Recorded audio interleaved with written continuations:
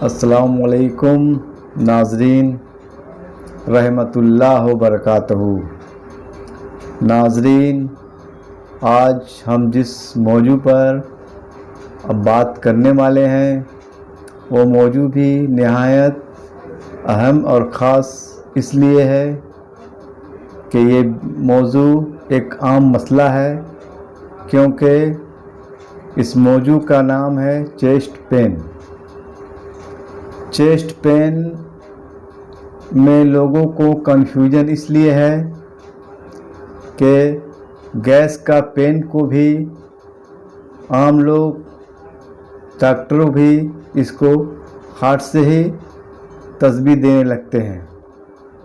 इसलिए आज मैं बताऊंगा कि चेस्ट पेन यानी दिल के अमराज को कैसे ठीक किया जाए, क्योंकि दिल के मरीज़ आज पूरी दुनिया में हर साल 9 मिलियन लोग इस बीमारी से मर रहे हैं।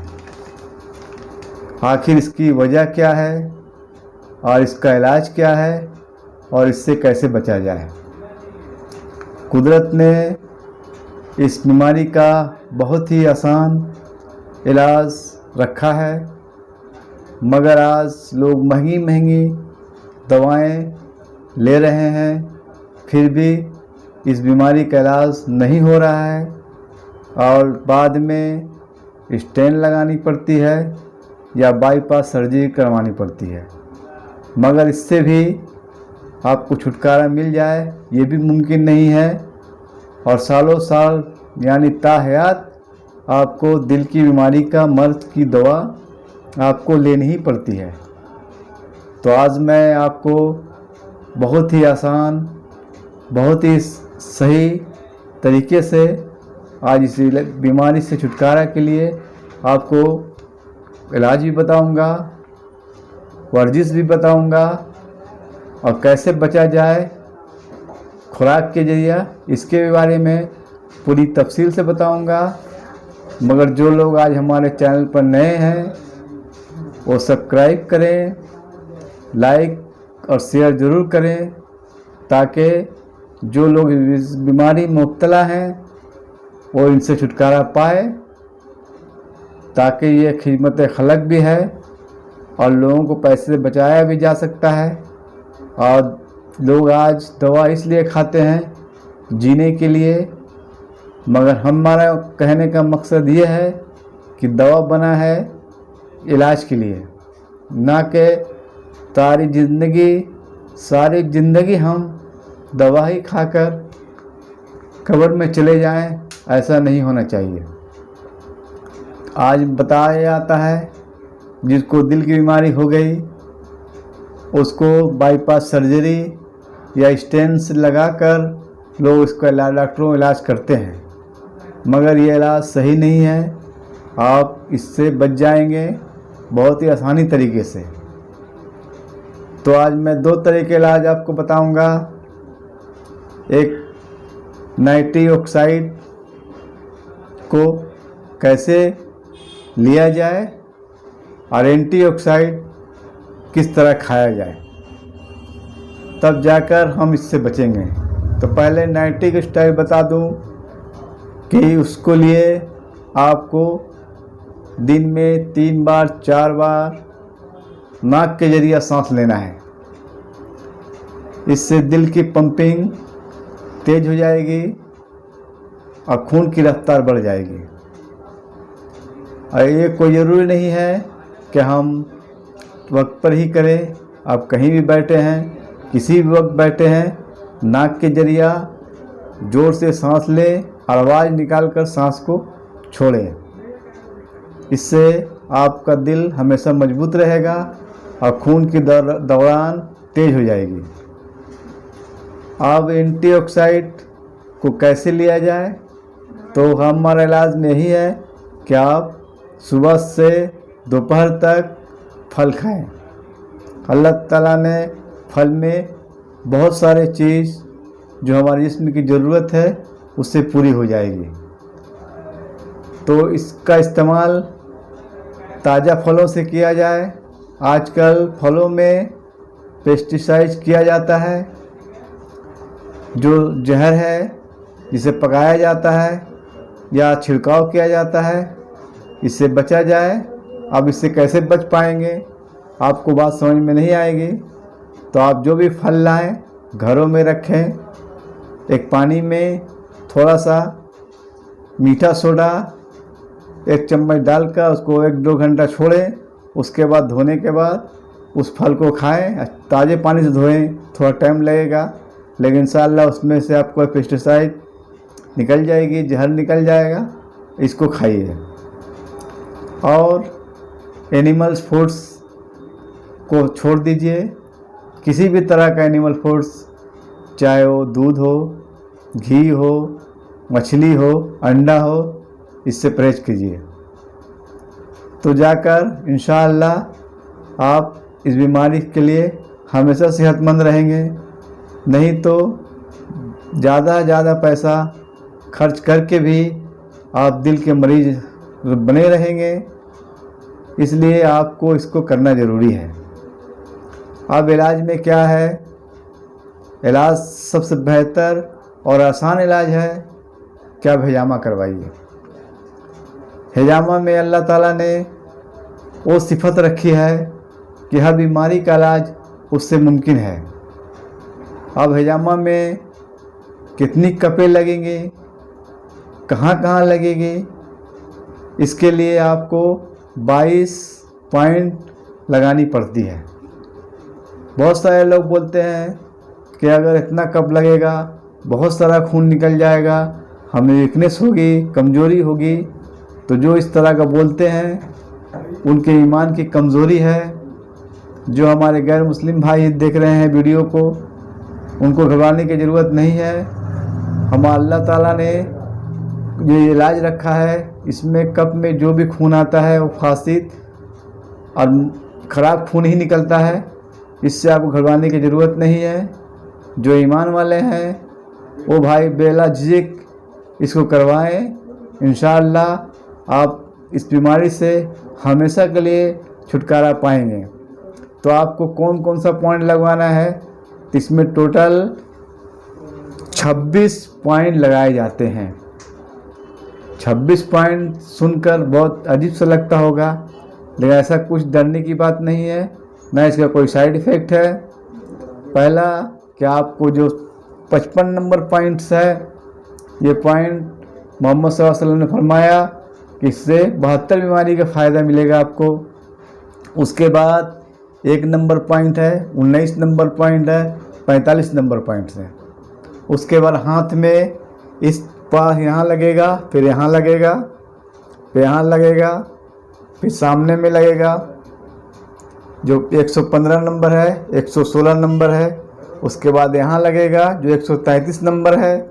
उसके बाद घुटने के ऊपर सामने में 54 और 53 नंबर। उसके नीचे 1, 2, 3 पॉइंट उसको भी लगाना पड़ेगा। उसके बाद हाथ में यहाँ पर लगता है। उसके बाद घुटने के पास सामने में इधर लगेगा। इसी तरह टोटल आपको 26 पॉइंट लगवानी है। अभी कितने दिनों में लगेगा, कितने उफ़के से लगेगा, इसके लिए माहिर हिजामिस्ट जानते हैं, वो आपको लगाएंगे। आप तो डॉक्टर हैं नहीं, इसलिए आप उनसे सलाह मशवरा लीजिए। किसी को 15 दिन में लगेगा, किसी को 1 महीने के उफ़के में भी लगता है, तो उनसे लगवाइए। और मेरा हमेशा वीडियो में ये मशवरा रहता है कि किसी माहिर हिजामिस्ट से ही लगवाएं, जो तीब है, हकीम है, जो हिजामा के अच्छे नॉलेज रखते हैं, उनसे करवाइए। नहीं तो इसका नुकसान आपको मिलने लगेगा। फिर आप कहेंगे कि हिजामा से इलाज नहीं होता है। तो इसका ध्यान हमेशा रखें। उसके बाद एक बात और ज़रूरी यह भी है कि हिजामा के लिए खाली पेट का होना बहुत ज़रूरी है, क्योंकि बहुत सारे लोग ऐसे भी हैं जो किसी भी वक्त किसी भी टाइम आपका हिजामा कर देते हैं। ऐसा नहीं है। हिजामा में आपको खाली पेट कम से कम 4 घंटा रहना है। उसके बाद हिजामा करवाना है। हिजामा करवाने के बाद आपको 2 घंटा तक कुछ नहीं खाना है। अगर नींद का गलबा हो तो भी नहीं सोना है। और उस दिन नमक का इस्तेमाल नहीं करना है। मुर्गन गजा भी नहीं खानी है। इसको करना है, बहुत ज़रूरी है।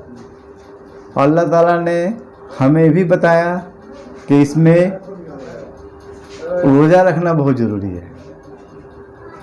रोज़ा क्यों रखना ज़रूरी है? कि हम जो खाते हैं उसको हजम करने के लिए वक्त की ज़रूरत है। इसलिए अल्लाह के नबी सल्लल्लाहु अलैहि वसल्लम ने हफ्ते में 2 दिन रोज़ा रखा, जुमरात और सोमवार। इसलिए उस दिन रोज़ा रखा जाए। और रात का खाना आपको 8 बजे से पहले खाना है। और फिर सुबह का नाश्ता 10 बजे तक करना है, ताकि 12 से 14 घंटे का वक़्त आपको मिल जाए मैदा को हजम करने के लिए, ताकि आप इससे सेहतमंद रहेंगे। अब रही बात इसका इलाज क्या है, तो इसका इलाज ही बता देता हूँ। हिजामा से तो टॉक्सिन निकल गया, जो आपके ख़राब खून था वो निकल गया। अब आपके लिए दवा बता देता हूँ। बहुत ही आसान दवा है, बहुत ही सस्ती दवा है। आप घर में बनाएं तो और बेहतर है, ताकि आपको हमेशा ये रहे कि मैंने अपनी दवा खुद हाथ से बनाई है और क्या डाला है। आपको पूरा रहेगा इत्मीनान, किसी को साइड इफ़ेक्ट का ख़तरा भी नहीं रहेगा। तो पहले आप 100 ग्राम अर्जुन के छाल का पाउडर लें, 50 ग्राम कुटकी लें और 50 ग्राम गौजवान लें। इसका पाउडर बनाएं। सुबह नाश्ता करने के बाद 1 चम्मच 1 कप पानी में खौलाएं। जब आधी रह जाए तो उसमें शहद मिलाकर चाय की तरह उसे पिए। ये अमल सुबह और शाम ही करें। उसके बाद एक और दवा बताता हूँ, उसको भी बनाइए, घर में बनाइए। डाल लीजिए आप 100 ml नींबू का रस, 100 ml एप्पल विनेगर, 100 ml लहसुन का रस, 100 ml आदि का रस और 50 ml आपको कच्ची हल्दी का रस। इसको एकजा कर लें। उसके बाद धीमी आंचों में 15 मिनट से लेके आधा घंटा तक आस्ते आस्ते पकाएं, ताकि जो खराब पानी है वो निकल जाए। ठंडी हो जाने के बाद उसमें आप 250 ग्राम के अंदाज में असली शहद को डालें और उसको सुबह खाली पेट 10 ml पी लें। पीने के आधे घंटे के बाद फल खाएं। फिर रात को सोने के टाइम फिर इसको खाएं, ऊपर से गर्म पानी पी लें। इतना अच्छा, इतना सस्ता इलाज आपको शायद ही कोई बताएगा। आप इसको करके देखिए, कोई खर्च ज़्यादा नहीं आएगा। आज हम हार्ट के मरीजों के लिए बड़ी से बड़ी कोलेस्ट्रॉल की दवाएं, खून पतला करने की दवाएं, बहुत सारी दवाएं लेकर भी हम बीमार रहते हैं। अगर आप सेहतमंद रहना चाहते हैं तो इस नुस्खे को आजमाइए और हिजामा को लाजिम पकड़िए। इंशाअल्लाह आप हमेशा सेहतमंद रहेंगे। और दुआओं में याद रखेंगे कि कोई हकीम ने ऐसा बताया, ताकि ये अमल दूसरों तक भी पहुँचे। आजकल बहुत सारे हकीम लोग नुस्खे नहीं बताते, क्योंकि उनका कारोबार बंद हो जाएगा। इसलिए मेरा लालच नहीं है। मैं तो चाहता हूँ कि ज़्यादा से ज़्यादा अच्छी बात लोगों तक पहुँचे और लोगों को ज़्यादा फ़ायदा हो। और जो लोग मौत के मुंह में जा रहे हैं उनसे बचें, क्योंकि हार्ट की बीमारी आज से बहुत साल पहले भी थी, आज भी है। पहले बहुत कम लोगों में पाया जाता था, आज ज़्यादा पाया जाता है। तो इससे परहेज़ क्या किया जाए? तो पहले आप रिफाइंड तेल का इस्तेमाल घर से हटा दें, उसको एकदम ख़त्म करें। घर में रिफाइंड तेल ना लाएं। मैदे के सामान खाने से परहेज करें। पिज्ज़ा, बर्गर, फास्ट फूड, ये सब से परहेज कर लें तो अल्हम्दुलिल्लाह आप हमेशा सेहतमंद रहेंगे। क्योंकि बिना परहेज कोई इलाज नहीं है। आप हमेशा मुर्गन गेजा, मीट, मछली, अंडा, गोश्त इस सब का इस्तेमाल आप हमेशा के लिए बंद रखें। सेहतमंद होने के बाद परहेज से ही खाएं। अगर छोड़ दें तो और बेहतर है।